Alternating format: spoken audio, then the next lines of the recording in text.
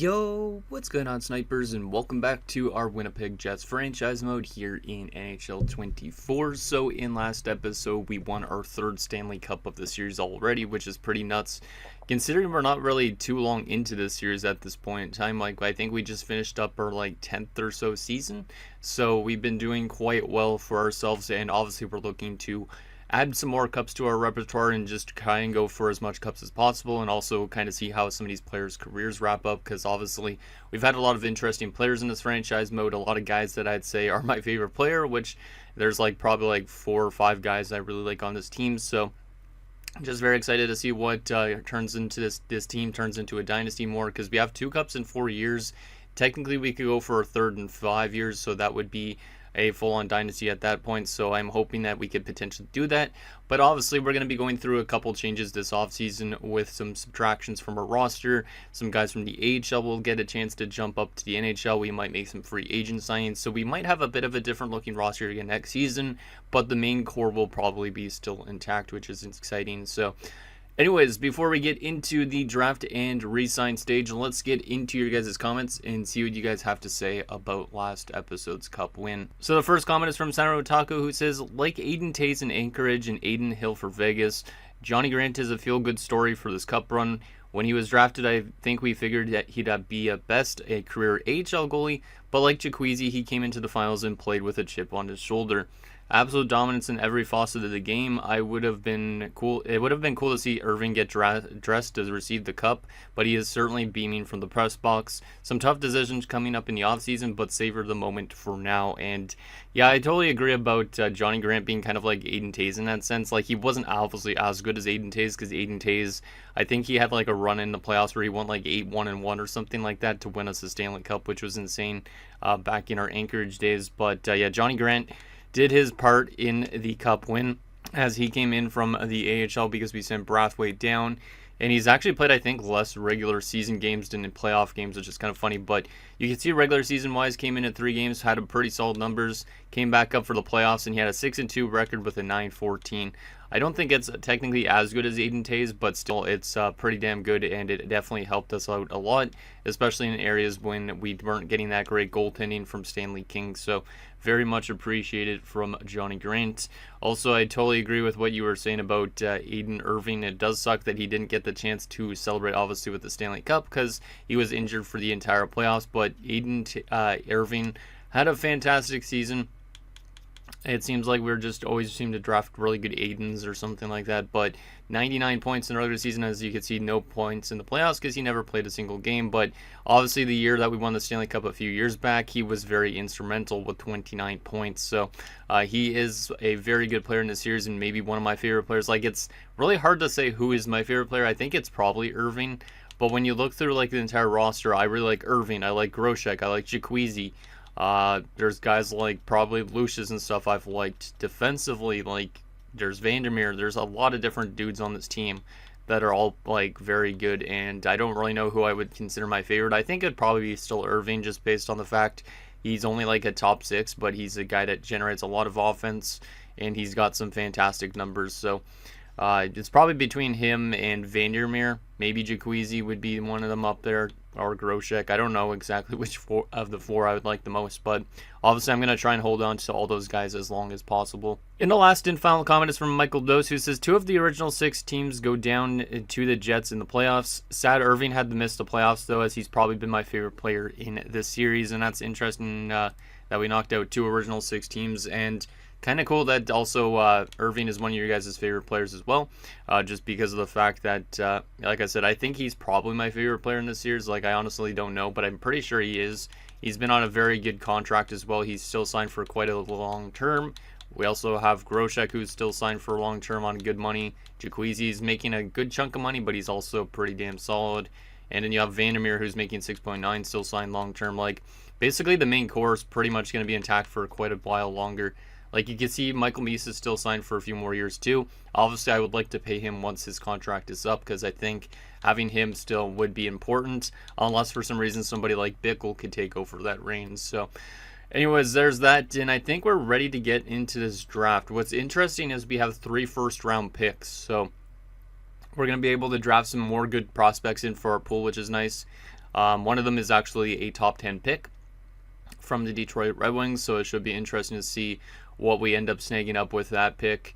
Also, we have 3 second-round picks, and then we have our normal picks after that. So I don't know what I'm going to do with the second-rounders. It depends. I might think about trading away some of the second-rounders just for maybe future picks or something like that, because at this stage we have, I think, already a really good, solid team on paper going into next season. So I don't know if I really want to draft a lot of NHL-ready talent, but who knows? Maybe we'll see. But one thing that I want to note here is I'm thinking of basically, I have already a little bit of an idea of who I want to let go of in Resign stage-wise, because even though Luke Misa was fantastic, led us in points, was great in the playoffs, had 5 points in the game that clinched us to Stanley Cup, he's likely going to be gone. So we're going to likely be running Misa, Bickle, Goldman, and Matsumoto as our 4 centers. I think Matsumoto's face-offs, yeah, they're not really the best considering he could play right wing too, but we will be using him as a 4th line center, I think. Goldman will be getting some more ice time this upcoming season, which is exciting, so he'll be playing on the 3rd line. And then, yeah, Bickle 2nd line behind Misa, and then obviously Luke Misa. Chaz Lucius is also going to be leaving. He's usually on the right side, so likely Jacuzzi and Wilson will be the right guys on the top 6. Irving will be playing left wing like he normally does with Groshek. Eberle will be back on the 3rd line. Edenroth will probably be 4th line. Which might not be good for his ice time. I don't know. We might have to make some more decisions there eventually in next episode, but there's that. And then Fairchild also could be playing down in the bottom 6 maybe as well. Maybe actually I could, I'll probably move Enroth to the 3rd line with Eberle because he can play right side too, which means then Fairchild will be still 4th line. So I think I already got a little bit of an idea of what I want to do with the roster. Also, letting go of Cairo might be tough at first, but we might have to do it. I also might be looking at potential trades for next episode involving guys like Louis Vara if I want to. But right now our defensive core is pretty strong. We have 7 good defenders. Bishop was much better than Louis Vara, so I'm almost thinking that Louis Vara might be on his way out soon. He is a pending RFA at the end of next season, so I don't know. We might not trade him yet, but we might in next episode if you guys see anything interesting. And then goalie-wise, we'll probably do King and Grant again. I'm probably not going to qualify Brathwaite because he really wasn't worth that contract we gave him. So there is going to be a couple of overturns to this roster, but it's going to be exciting to see what our team looks like for next season and all that type of thing. So I think we're ready to get into this, but let me go to the draft board first and just see our picks again. So So yeah, we're drafting an 8, 29, and 32. So we have 2 really late picks and 1 or very early pick. And then you can see we have the same type of picks in the 2nd round as well. Yeah, I might use that early 2nd round pick, but these other ones, like the late 2nd rounders and whatnot, I might not want to use. We'll see. It depends, I guess, on what's around that stage, but I might not need those 2nd round picks. And then there's also our normal picks. So we could always draft a ton of prospects and hope that a lot of them end up being good, or we could trade them away for future picks and stuff like that instead. But anyways, let's hop into this draft and see what we snag up here, because I honestly have no idea what we're going to necessarily get. I know with our pick from Detroit, there is some medium elites that should be NHL ready within the next 3 years. So I think that's something I actually don't mind drafting for our team, just based on the fact that our team could use guys that are going to be a few years away. Like, we could try and move up, but if you look at the guys that are supposed to go in like the top 5, there's a left wing, right wing. That might not be that bad for us, but technically we have Irving, we have Groshek. We have a lot of good guys already in our top 6 in terms of wingers.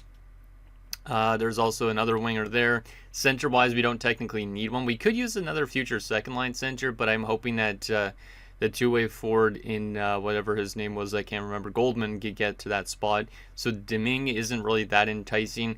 This defenseman could be enticing, Samuel Barkov, but I don't think I can move up all the way to number 2, because that way we would have ourselves a nice right-handed defenseman to go next to Vandermeer. He's a 2-way. I think that would be enticing, but I don't know if it's really worth it in a sense, because technically there were some decent late 1st rounders as well.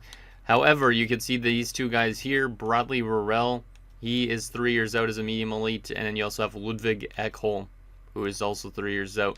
Now, what's interesting about Ekholm is he's a playmaker and he's a center, so he could be potentially a guy that we can marinate into a top 6. However, we do have Bickle as well, so it's just like, I don't really know if we need centers, so I would probably prefer to get Bradley Rorell. However, he might go before our pick, which would not be great, but he might end up going there. And he's a left winger. Do I want to try and move up for Rurel, or would I rather just go with Ekholm? When we're looking at the stats, though, Ekholm looks better than 2, so Ekholm might already go before our pick, potentially. So I think I would prefer Rurel if he is to fall.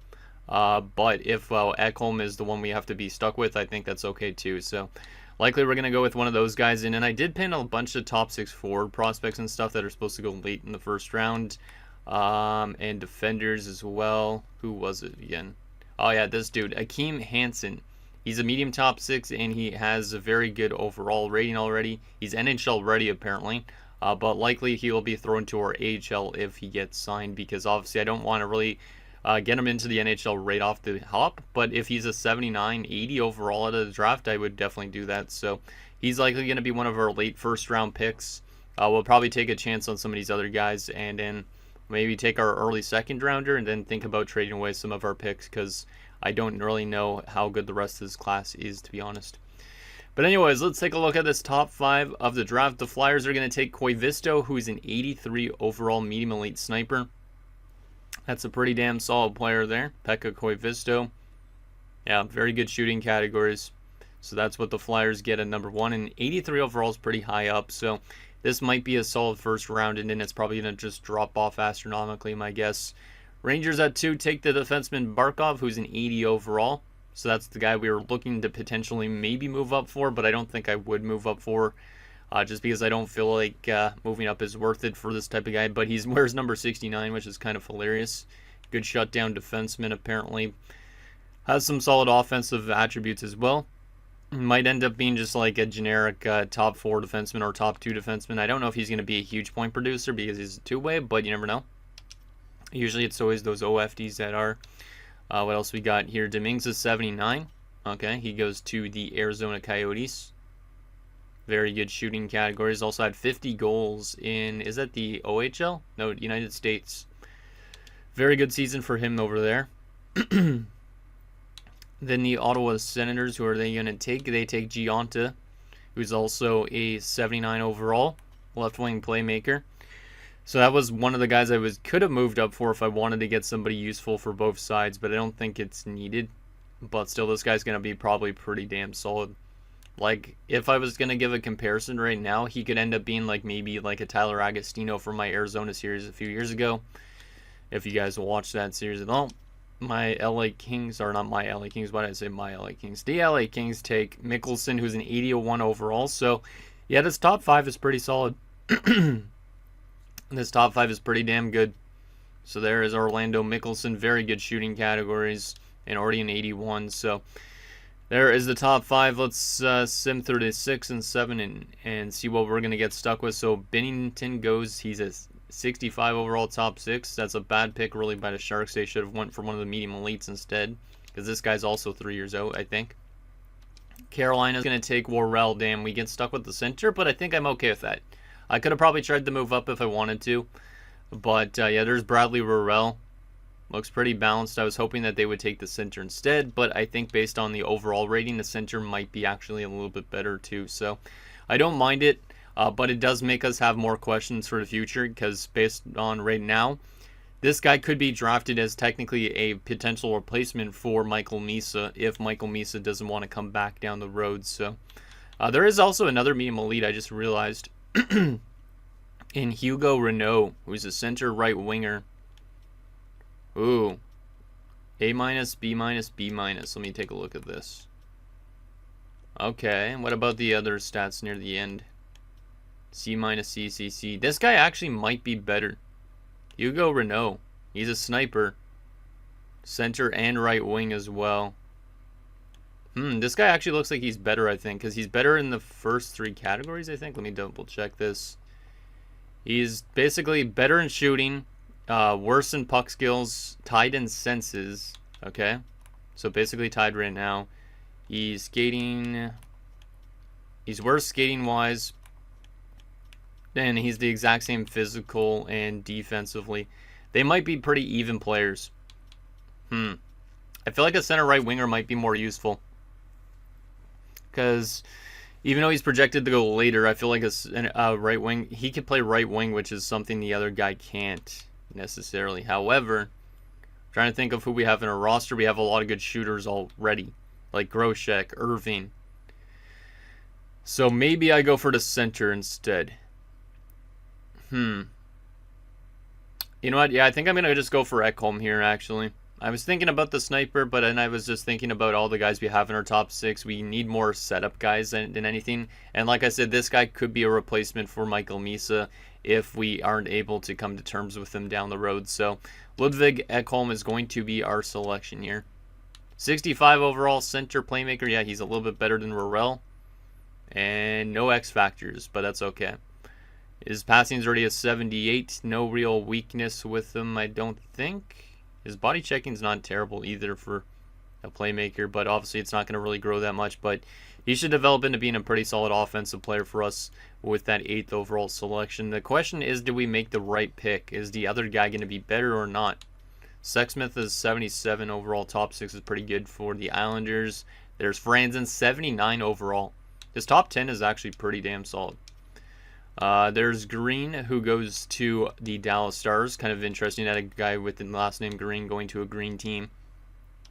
Calgary's going to get Renault there. So there's Renault, 64 overall. So a little bit worse, but that doesn't mean anything really. Pretty good shooting categories already. He should develop into being something decent. But obviously I think I like our pick a little bit better just because of the overall being a little bit better, but obviously any of these guys could end up being better than the others, so who knows who's going to be the best of the bunch. It could end up being Worrell, who went before our pick. So there is that. Let's sim to our next pick at 29 now and see what we could get here. We were almost getting offered a trade, but then it just disappeared again. I don't know why it does that, but that's okay. So I guess at this stage we'll probably end up going for the guys that we already know about. Just trying to look at these attributes and see if there's anybody enticing other than the guy we were looking at. No, I don't think so. Oh, there's this dude. He looks maybe good in Baker, but we don't really need all these forwards, but we might just draft him anyways. So yeah, we're going to take Akeem Hansen here. He might be going a bit early, but he's already really good based on his attributes and all that stuff, so I know he's probably the best of the bunch. So Akeem Hansen, welcome aboard. 78 overall. So this guy's really solid already. He's actually listed as a depth forward already, which is also exciting.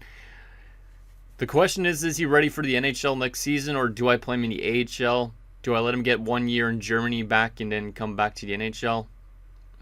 I might play him in the AHL next season. He's actually already got pretty good face-offs as well, so this guy might be a very useful bottom 6 player for us eventually, because I don't know if he'll be a top 6 like he's actually listed as. But he could end up, I guess, like Wilson at some point and get into the top 6. But he could also be like a good, like, 3rd, 4th line center or something like that. So I like that a lot. That's a pretty damn solid pick for a late first rounder. And then we have our last pick of the first round. And then we'll probably also make an early second round pick. And then I don't know what I'll do with the rest of the picks, to be honest. Let's see if there's any steals here like Akeem Hansen was. There's that Baker guy. He's kind of enticing, but he's not guaranteed. He does have no weakness for sure. Might have a strength in face-offs too. Trying to see who else would be enticing in draft with a good rating maybe. There's a goaltender. Usually first/second round goalies are guaranteed to be medium elite. Do I go with Mills? We could use more goalie prospects hypothetically, but we do have a high elite goalie in our system. I could always take him with the next pick as well, because we do have another pick early on to the next round. Yeah, I think I might wait for him and go with the forward for now. So I think I'll probably end up going with, what's his name here? Where did he go? Am I just blind, or did I just miss him? Oh, this dude, the Baker guy. Our scouts also recommend him too. So yeah, we're going to go with Seth Baker here. I know we're drafting a lot of forwards, and we technically don't need a lot of forwards, but we don't really need much of these prospects anyways, but we'll still take them anyways. So, how good was Baker? How good was Baker? He was 67 overall, top 6. Not bad. I'll definitely take that. That's actually pretty solid. He's another two-way forward as well, so gives us more defensive-minded options, which is nice. But you can see compared to a lot of the other guys that went before him, he's got better potential, and he's also got a much higher overall, so we made a pretty good pick there. And we'll probably make our early second round pick here as well and take maybe that goaltender too. And then I don't really know what else I want to take. There is defenders though, which is interesting, but Will they pan out being second rounders? Ola Albaline looks actually not that bad. Nikita Novoseltsev, pretty much the exact same type of thing. A little bit worse skating wise is Albaline. Do I go with a defenseman that has top 4 potential? Do I go with another 4 that has top 6 potential? Probably not. Or do I go with that goalie if he's still on the board? I feel like another goalie prospect would be good, but I don't know if it's necessarily mandatory. Like if I go to offer trade, let me just take a look at our goalie system here as well, just to see what we have in the system goalie wise. So right now, obviously we're rocking Stanley King. We got Bergqvist in the system, who's going to be getting close. We have Johnny Grant as a backup. But other than that, we don't really have another goalie prospect. And I guess there is Biggs, but I don't know if he'll pan out. Brathwaite's going to be let go of. I think I'm going to go with the goaltender. Just to give us more goalie depth. Because I think that's an area that obviously we can keep on replacing pretty much. We already have a good amount of defenders, forwards. Let's go with the goaltender for a change. So, Mr. Mills, welcome aboard to Winnipeg. Let's see how good you are. Yep, he is a medium elite. I thought he would be. 61 overall, too, which is pretty damn good. So, we're doing pretty good with our draft picks, which is kind of crazy considering we just won another Stanley Cup, but it is what it is. And I don't know if I will use my other picks. When are we drafting in this later stages of the second round again? 29 and 32. Are these guys that are projected to go around that spot even worth it? Low top 6, medium 9, maybe medium 9. Not really. Pretty much the exact same type of guys again. Yeah, I don't think those picks are really worth the held on to. So the only thing is we still have picks in our other rounds as well, but let's see what I can potentially get for my 2 second round picks. Let's just go find trade and see if anybody has anything interesting for 2 second round picks, like maybe a future earlier second or something like that would be okay. So we'll trade away both these second rounders. Let's just go find trade, see what we got.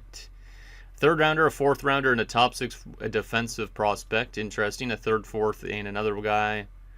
No, thank you. Don't need your garbage, basically. A third, fourth, and Alexandrov. Brandstrom, a third, Dragicevic.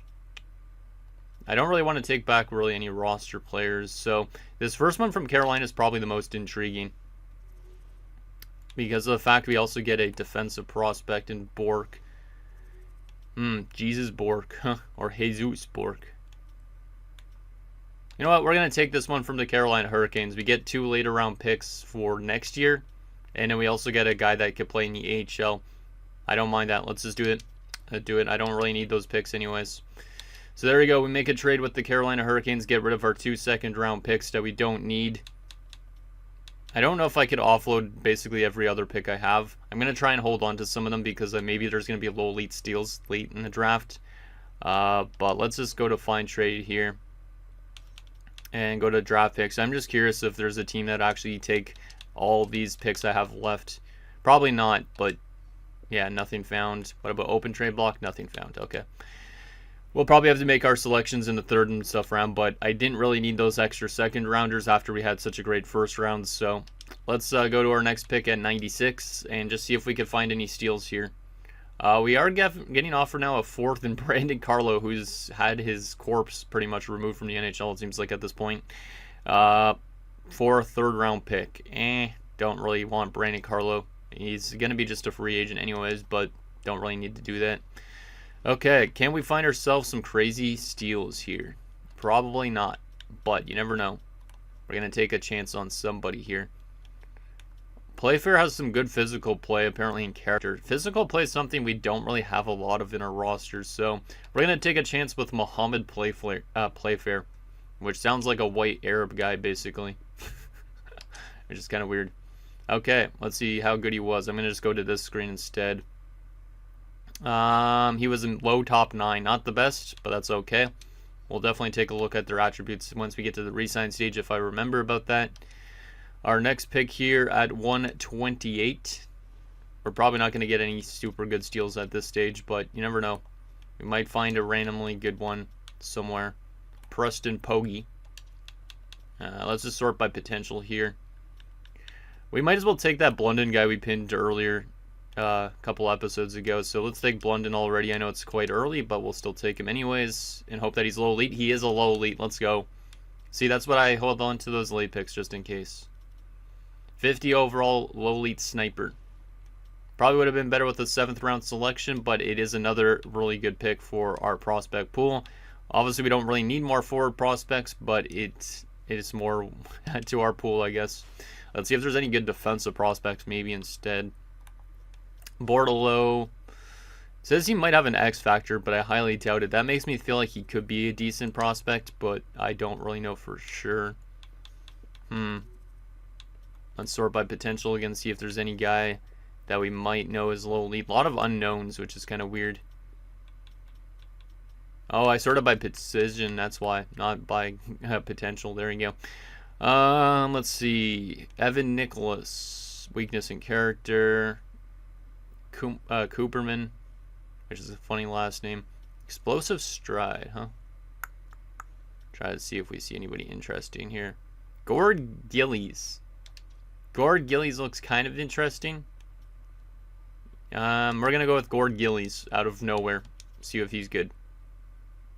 Low top 6D. Okay, that was a trash pick, but that's okay. We don't really care about these late rounders that much. We're just hoping that we can find something decent for him. Let's see. Let's sort by potential again. Just go through these overalls and see if there's anybody interesting. Maybe somebody with some good attributes. Maybe Pekkarinen, but he is also overager. Let's see. Not really seeing anybody really that intriguing here. That might be a little lead, so I don't really know what we're going to get here. But let's just go for somebody off the board here. Let's go with Evan Nicholas. He is a low elite too. Nice. Okay, there we go. We get ourselves another low elite. Let's see how good he is.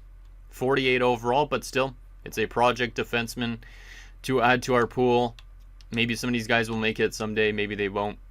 After all, Bickle did just win a Calder as a former 7th round pick, so anything could happen with those low elites. In our final pick of the draft, we might as well just go for Ruchinski, even though he's 19 already. He has another defender too, which is nice. Or I could go with another Jacuzzi, but this guy's 20. So which makes me feel like he's not that good, unfortunately. I would go for another Jacuzzi, but we're going to go for Matthias Ruchinski. Let's see how good he is. Low 7th D. Damn, man, that sucks. Hopefully that Jacuzzi wasn't a low elite, but still very good draft for us, especially after winning a Stanley Cup. We get Ekholm, who's going to be a good top 6 forward for us at some stage. Hansen, who might be a very good like 3rd-line center to have down the road. We also get Baker, who's not too bad. Mills is a goalie prospect, and the rest are kind of like up in the air. There's some good low elites in there, but never know how these guys are going to pan out. So very solid draft for us after winning the cup. Now comes to the resign stage where we're going to have to say some goodbye to some good players on our team probably. But we are going to have to resign our head coach and stuff like that. So our head coach has been amazing for us. So we're going to definitely just jack up this money a lot because I like this guy a lot. And he needs to be the head coach long term considering he's won us 2 Stanley Cups now. Because the other one was a different coach. Jenkins, you can come back as an associate. You've been a pretty good associate, I think. Let's just jack up the money as well. You guys deserve all the money. You guys won Stanley Cups, so we're going to give you that. Okay, what about scouts that we have to re-sign? A lot of them. A lot of them. Let's re-sign them all. Because these scouts have been doing a pretty good job, I'd say, in finding some good late round steals for us. Like Bickle and whatnot. So we'll re-sign all of our scouts here. And then, yeah, the actual re-sign stage itself will be interesting. Like I said, we're going to lose probably a couple players that have been here long term. But we still should have a very solid roster for next season, almost already set up. Obviously, we'll have to make some free agent signings, but probably not too much in next episode. So, Ezra Lieb, and then we also have Yaroslav Halak. And there we go, there's our scouts. Okay. Resign stage. Let's get to this. Resign stage. We got $40 million in cap space. Let's start off with our unsigned guys, I guess. I think I'll probably already sign Hansen. He'll probably play in the AHL for a year. I think that's a good thing for our team to do already. We'll probably wait on Ekholm for at least a year. But we'll definitely have Hansen signed. The rest of that is good. Don't think I'm going to sign Mills yet. We have Eberle, Enroth, Scarlett. A lot of good RFAs here.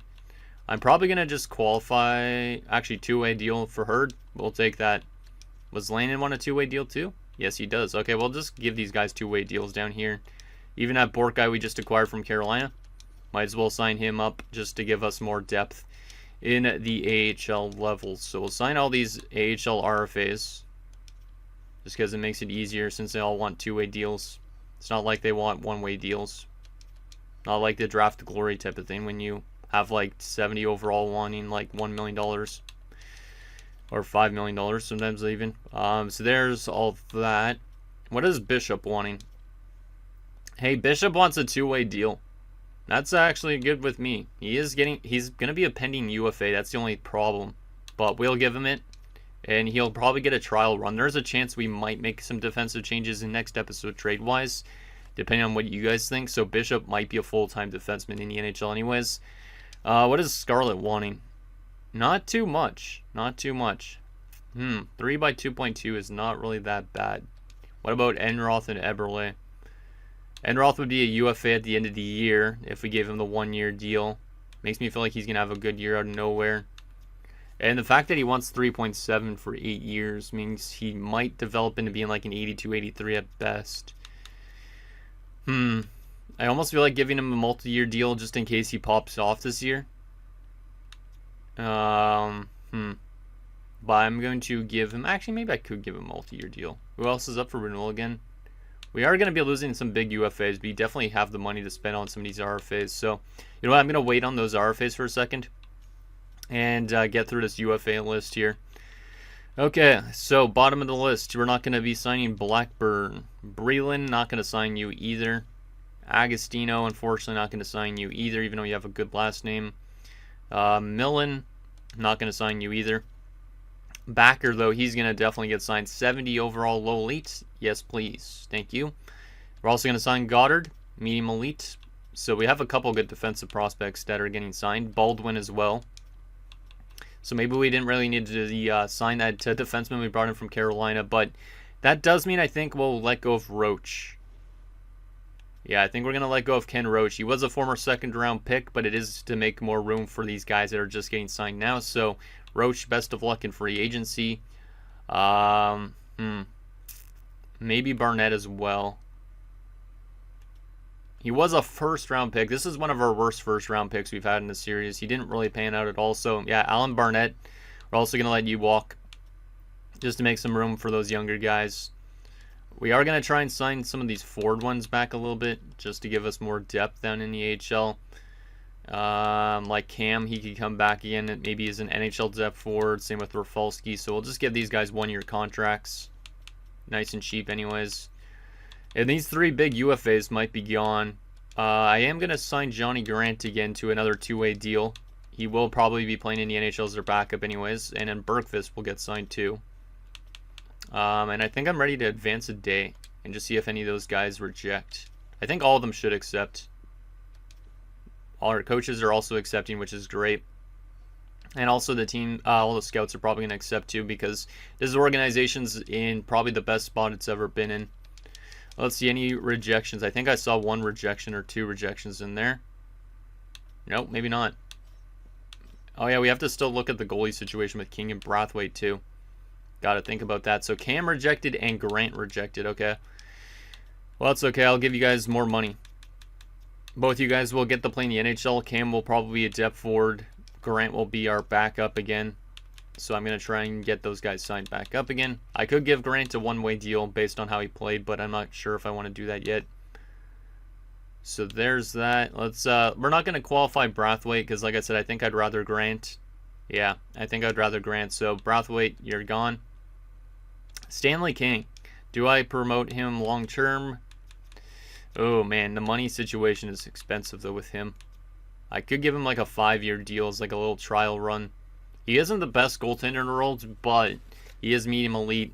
And we do got to wait a few years for Bergqvist. Bergqvist is probably like 1 to 2 years out. So Stanley King, if I was to give you... How much years do you have RFA status for? Only 2 more years. Trying to think of how long term until Bergfist is ready to take over. Let's do a 4-year deal. Actually, we're going to go to the 5-year deal with Stanley King. Gives me maybe a chance to flip him away and stuff like that. I do have the money to spend because we are going to be letting go of some big names, so might as well do it. I know he wasn't the best goaltender in the playoffs, but we got to lock up him, and like I said, then we could trade him away if need be during this contract, because it's not like one of those contracts that probably break the bank too much. So if I do the 85% trick, I might be able to get him for 5 years at 8.15, which will be a pretty good contract in my opinion. So let's see if Stanley King accepts that. Hopefully he does. We are going to also give Scarlett that 3-year deal as a good top 6 defenseman. I think that's worth it for him. Let's actually just knock it down a little bit just to save some money. 3x2. Enroth, like I said, might pop off out of nowhere, so I'm going to give him a 2-year trial run. Going to trust in the core of this team a little bit. And some of you guys might be like, why pay these guys this type of money but not pay Lucius and stuff like that? Well, we don't really need Lucius and such anymore, I don't think. Obviously, it might take a big hit to our offensively a little bit, but I think we'll be still just fine. So, 2075 for 2 years. And then Eberle, I liked Eberle's playoffs a lot. Eberle was fantastic, so he has the chance to be in a very good third liner for us. So I'm going to give him a 5-year deal. I feel like I'm kind of just cheesing these guys out of their money that they might get long term, but we're going to try and get our core pretty much locked up, and then if we need to, we'll trade them away at some point. But for right now, he's going to get a 5-year deal at 2.725. I'm really trusting in this RFA core, especially. Like I said, Luke Misa and such, though, is going to be too expensive. That's why I'm not going to be bringing him back for certain. Chaz Lucius is another one. I don't really need those guys back. And then Cairo is kind of an interesting one. I could potentially bring him back, but I don't know if I will. But let's advance today and see if all those RFAs accept those contracts I handed them. I hope that they do, so that would be nice. Scarlett accepts. King has rejected. I was clear on how long I wanted to stick with the team, but you've chosen to offer something different. Okay, Grant is accepted, Eberle accepted, Cam accepted, and Roth accepted. Okay, so the only one that we need to still sign in the RFAs is Stanley King. And we still got a good chunk of money. Let's still try and get him for 5 years. And let's do 8.55 instead of that 8.1 we offered him before. Because maybe we offered him too little. I think we might be able to actually bring back Cairo. But do I want to bring back Cairo is the thing. Wow, Palin jumped back up to an 89 again, which is nice. So we have Palin Vandermeer. We have Cairo right now, who I don't know if I'd bring back. Louis Varnarski, Scarlett, Bishop, and Bork. I was thinking of trading Louis Vara, which would definitely mean keeping Cairo would be a good idea. The only thing is the age difference, though. Do I hold on to Cairo? I really like Cairo's performance in terms of offense. Like, he's a great defenseman to have with, like, Vandermeer in a sense, just because both of them help us out offensively from the back end so much. I think I'm going to do a 1-year deal for Christian Cairo. Bring him back to the team just to help us out with that defensive depth a bit. I know he wants a 5-year deal, but he's not going to get that. Let's give you 8.8 for 1 year. See if he'll accept that. But yeah, Lucius and Misa are going to be both gone anyways. This should be good. We should be able to get this done. Let's see. Will Cairo accept as well? And will Stanley King accept?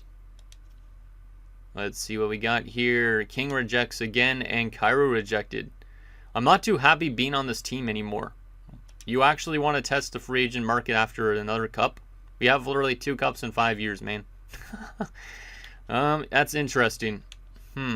I don't know if I should be trying to force him to extend here. Let's try and get Stanley King still here. We might just have to qualify Stanley King or just give him what he was asking for. Do I want Christian Cairo back? I feel like I should, though. Because obviously we have technically 6 defensemen without him. However, it does make us a lot weaker. But not by much, though, in a sense. If we held on to Louis Vara for an extra year, we would have a lot more left-handers than right-handers. That's the only problem. Like, Cairo's a right-handed defenseman, which is great. Because technically we'd have a left-hander, another left-hander, two right-handers. Meanwhile, if we trade away a left-hander like Louis Vara, we would have basically, and we re-sign Kyrou, we'd have three right-handers, three left-handers. But also the age is the main thing that's kind of making me be like, I don't know about having Kyrou back. I'm going to let go of Kyrou for now, I think.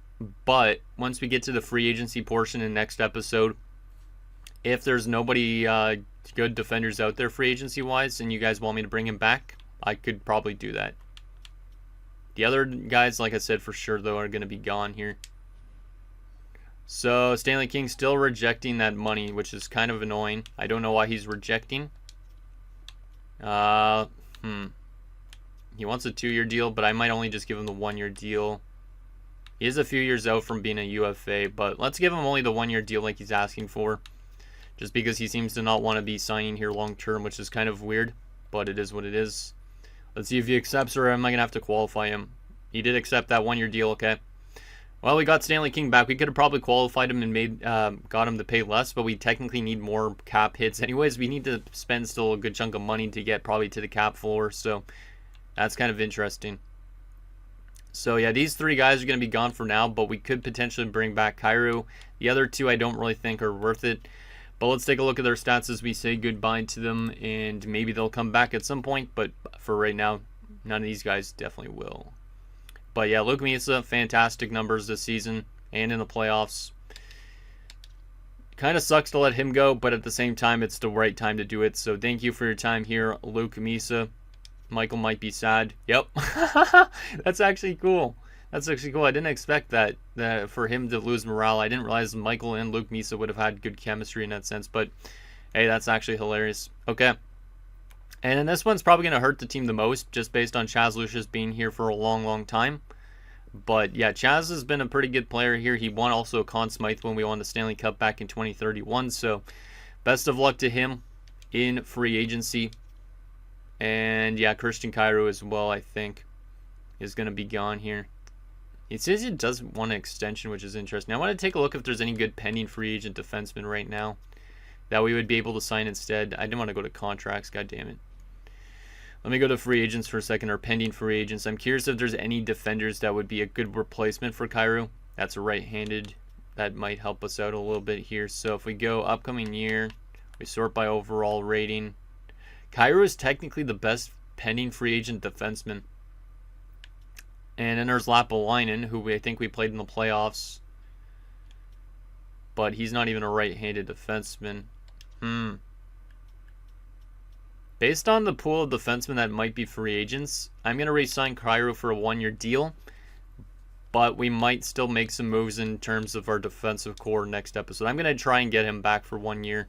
We don't really have a lot of time to re-sign him, but he might end up being the top defenseman in free agency, which means a lot of teams will be interested in him at that stage. So let's give him $9 million for a year. We have the money. Let's spend it on him and make sure our defensive core stays a bit stronger. And he accepts the 1/9. I like it. I like it. Perfect. Okay, so we are headed into the free agent portion. Let's take a look at the available free agents as well as what's on the trading block. And also let's take a look at a roster again just on paper just to see what we already have and what we kind of need. So in terms of our forwards at the moment, we probably don't really need much of these guys, but let's see. So we got 3, we got 6, 7, 8, 9, 10, 11, 12 with Hansen, and then technically Hurd's a 13, and Cam would be a 14. Hansen might be able to play in the NHL, but I don't know if I really want him to play in the NHL already. It'd probably be Lannon instead, so it'd be probably Cam and Lannon up here in the NHL. We'd probably send Hansen down to the AHL. So we technically might not need any forwards at this stage. Defensively, we got 1, 2, 3, 4, 5, 6, and a 7th with Bishop. We could always have Bishop playing on our defensive core next season, or we could use him as a depth defenseman like he already is. So we might not need a defenseman if we keep this core intact.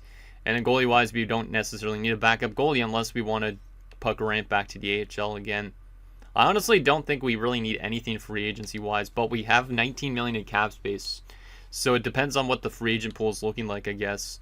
if we want to sign anybody or not. But let me take a look first if we're actually at the cap floor. Because that's... Oh, yep, we're above it. Okay, good. We're actually at the cap floor. So, we hypothetically don't need to sign anything free agency-wise or trade for anything this offseason. But we'll take a look and see if there's any options for our team. So, holy crap. Okay, there's an interesting... Oh, he's a UFA? Holy crap. Okay, I was thinking this guy was an RFA. The best UFA forward. Let me actually go to him right away because that's very enticing. 92 overall medium franchise, Kirill Vishnevsky. He is a two-way forward. Was with the St. Louis Blues. Huh. Wow, okay. Damn, man. This guy's pretty solid. 82 points last season was his highest. He's not really living up to that franchise potential at all, though. He might have only been a medium elite and then turned to franchise. I don't really know, but like he's on only a career high of 29 goals and a career high of 82 points this last season. He has been getting better, but still. And in playoff-wise, he's got 10 points in 15 games. Not a lot of playoff experience. Maybe that's why he left St. Louis already. But how much was he trying to get paid? $12.6 million. We technically have that cap space, but would I sign him to that? I don't really know. But that's one of the best free agents I've seen in a while. So I don't know if we really want to do that because I don't think we have the use for him anyways with our top six. It's probably just overkill at this point. But let's just take a look anyways at these free agents. I'm just going to skim through this. If you guys see anybody that you think we should sign, like as a depth forward, like this Rory Taylor guy, let me know. And maybe I will sign them in next episode. But I almost don't think we need to sign anything at all because we got a good enough depth in the system, which is kind of interesting. So there's right wingers, left winger wise. Kyle Connor, we could bring him back for another run. But obviously I don't think it's useful. There's another medium elite that was dropped to free agency. And Maxim Jass, I remember him. How good has he been? Pretty much just as good as the franchise guy. He's actually been a little bit better than that franchise dude. That's interesting. I'm really surprised a lot of these guys are already UFAs. Not a lot of playoff experience, but 21 points in 22 playoff games. Maxim Jass is kind of intriguing. But at the same time, I have no idea where I would slot him in. Because he'd basically be like in the same area almost as like Groshek or Aiden Irving. So it's just like he'd have to be more of a third line guy. He also doesn't really want that much money, which is enticing. But I don't really know if it's worth it, to be honest. Probably a lot of these guys aren't really needed.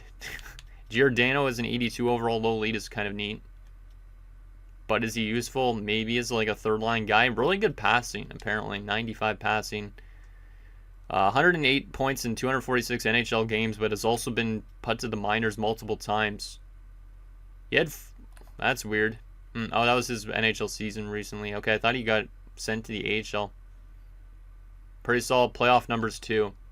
Yeah, Angelo Giordano is kind of intriguing, but we already have, like, technically, he's almost like our third liners already, like Enroth and Eberle, so I honestly don't think a lot of these guys are needed. Novoseltsev, maybe as a depth forward, would be enticing.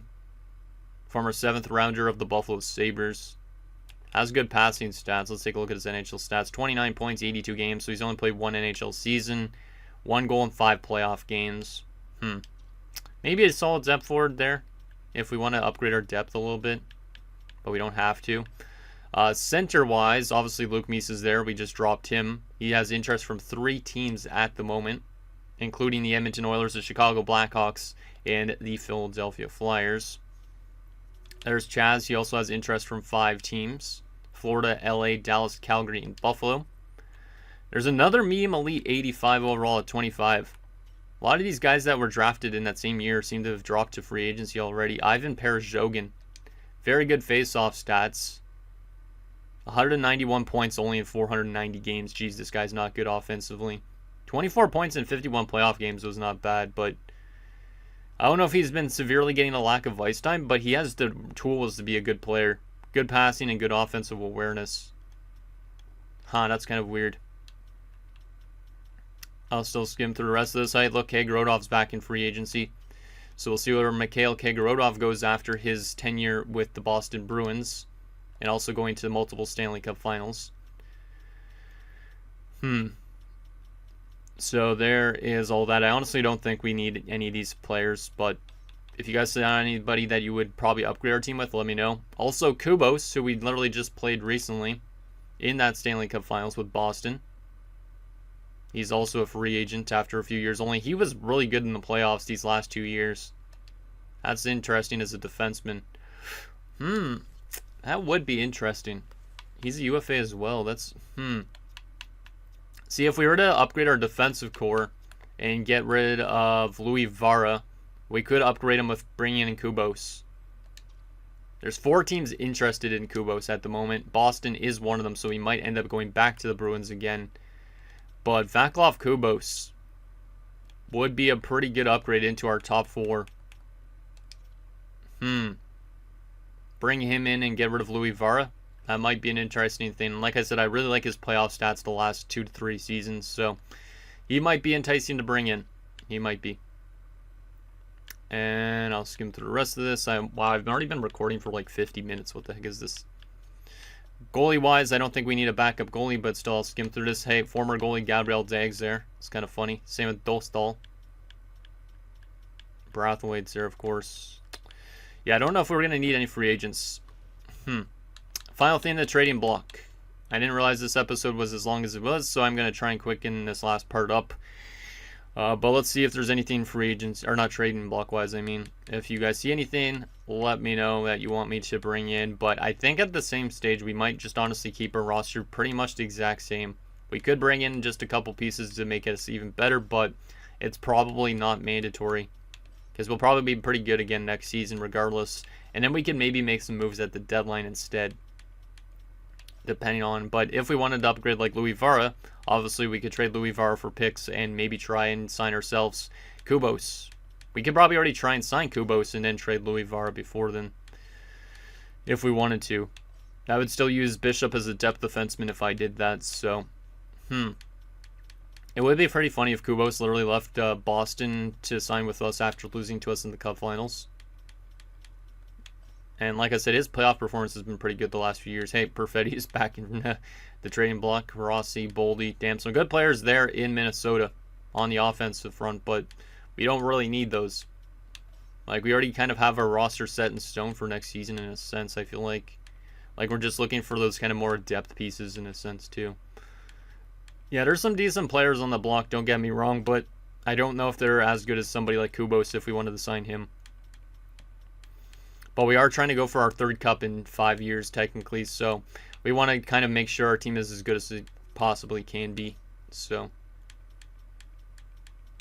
it's that. Let's see. Seattle, nothing. St. Louis has Heinola on the block, our former D-man.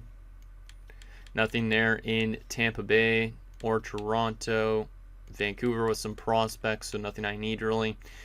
Vegas with Lundqvist on the block.